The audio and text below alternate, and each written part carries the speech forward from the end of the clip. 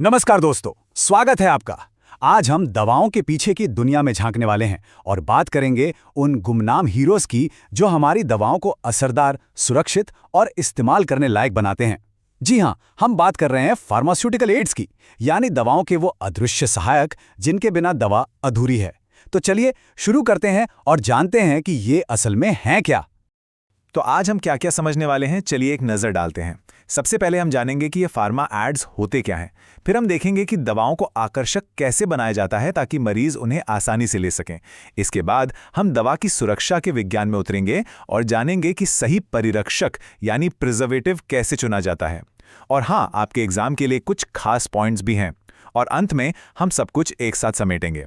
तो चलिए बिल्कुल बेसिक से शुरू करते हैं। इससे पहले कि हम गहरी बातों में जाएं, सबसे पहले और सबसे ज़रूरी सवाल, ये फार्मास्यूटिकल एड्स आखिर हैं क्या?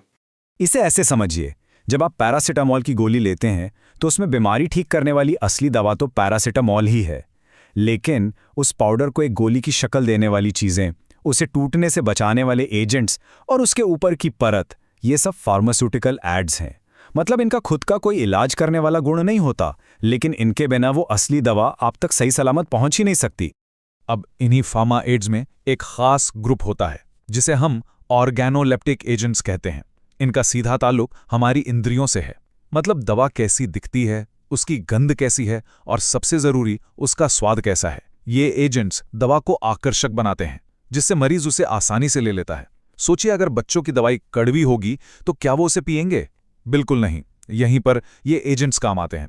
चलिए अब आते हैं हमारे दूसरे सेक्शन पर, आकर्षण की कला। यहाँ हम ये समझेंगे कि दवाओं को देखने और चखने में बेहतर बनाना क्यों ज़रूरी है और ये मरीज के अनुभव को कैसे बदल देता है, जिससे इलाज का असर भी बेहतर होता है। कभी सोचा है कि कोई गोली लाल तो कोई नीली क्यों होती है? ये सिर्फ दिखने में अच्छा लगने के लिए नहीं है। रंग दवाओं की पहचान करने में मदद करते हैं ताकि आप गलती से कोई और दवा ना खा लें। तो सवाल यह है कि ये रंग आते कहाँ से हैं? हमारे पास दो रास्ते हैं, प्राकृतिक और सिंथेटिक। जरा इस टेबल पे नजर डालिए। आप देखेंगे कि क्लोरोफिल जैसे प्राकृतिक रंग जो हमें पौधों से मिलते हैं वो ज्यादा स्थिर नहीं होते। मतलब रोशनी या गर्मी से उनका रंग उड़ सकता है। वहीं दूसरी तरफ टाट्राजीन जैसे सिंथेटिक रंग केमिकल से बनते हैं और ज्यादा स्थिर होते हैं। इसीलिए दवाओं में अक्सर सिंथेटिक रंगों को ही प्राथमिकता दी जाती है ताकि दवा का रंग पूरी शेल्फ लाइफ तक एक जैसा बना रहे। अब सबसे बड़ी चुनौती, ज्यादातर दवाइयां स्वाद में बहुत कड़वी होती हैं, तो इसका हल क्या है? बिल्कुल सही, फ्लेवरिंग एजेंट्स। जैसे पेट की जलन कम करने वाले सिरप में पुदीने का तेल उसके खराब स्वाद को ताजगी में बदल देता है, या फिर बच्चों की खांसी की दवाई में संतरे का फ्लेवर उसे पीना कितना आसान बना देता है ना। कड़वाहट को छिपाने का एक और जबरदस्त तरीका है मिठास। इसके लिए हम स्वीटनिंग एजेंट्स का इस्तेमाल करते हैं और यहाँ भी हमारे पास दो तरह के विकल्प हैं, एक जो हमें कुदरत से मिलते हैं और दूसरे जिन्हें लैब में बनाया जाता है। यहाँ एक बहुत ज़रूरी बात है, खास तौर पर आपके एग्जाम के लिए, तो ध्यान से सुनिएगा। सुक्रोज यानी चीनी जैसे प्राकृतिक स्वीटनर्स में कैलोरी होती है और ये ब्लड शुगर बढ़ाते हैं जो डायबिटीज के मरीजों के लिए ठीक नहीं है। वहीं सैक्रिन और एस्पार्टेम जैसे कृत्रिम स्वीटनर्स में कोई कैलोरी नहीं होती। ये सिर्फ एक किताबी बात नहीं है, ये मरीज की सुरक्षा का सवाल है। इसीलिए डायबिटिक पेशेंट्स के लिए हमेशा आर्टिफिशियल स्वीटनर वाली दवाएं ही चुनी जाती हैं। चलिए अब दवा को सुंदर बनाने से हटकर उसे सुरक्षित बनाने की बात करते हैं। दवा का असरदार होना ही काफी नहीं है, उसका इस्तेमाल के लिए सुरक्षित होना भी उतना ही जरूरी है। और यहीं पर आते हैं हमारे अगले हीरो, परिरक्षक यानी प्रिजर्वेटिव्स, जो दवा के बॉडीगार्ड की तरह काम करते हैं।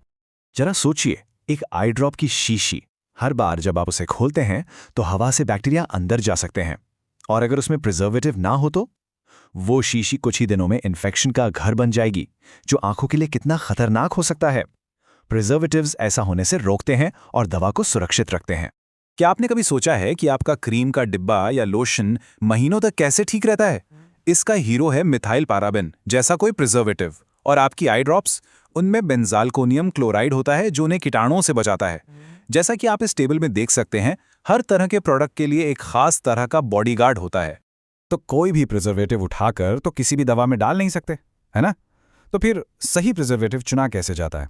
ये कोई तुक्के का खेल नहीं है दोस्तों, ये एक बहुत सोचा समझा वैज्ञानिक फैसला है जो कई बातों पर निर्भर करता है। चलिए देखते हैं वो बातें क्या हैं। एक दवा बनाने वाला यानी फॉर्मुलेटर खुद से ये 4 सवाल पूछता है। पहला, दवा का पीएच क्या है? दूसरा, क्या ये प्रिजर्वेटिव अलग अलग तापमान पर स्थिर रहेगा? तीसरा, क्या ये दवा के बाकी घटकों के साथ कोई रिएक्शन तो नहीं करेगा? और चौथा, हमें किस तरह के दुश्मन से लड़ना है, बैक्टीरिया से, फंगस से या दोनों से? इन सभी फैक्टर्स में से पीएच सबसे ज़रूरी है। इसे ऐसे समझिए जैसे हर ताले की एक खास चाबी होती है, वैसे ही हर पीएच लेवल के लिए एक खास प्रिजर्वेटिव सबसे अच्छा काम करता है।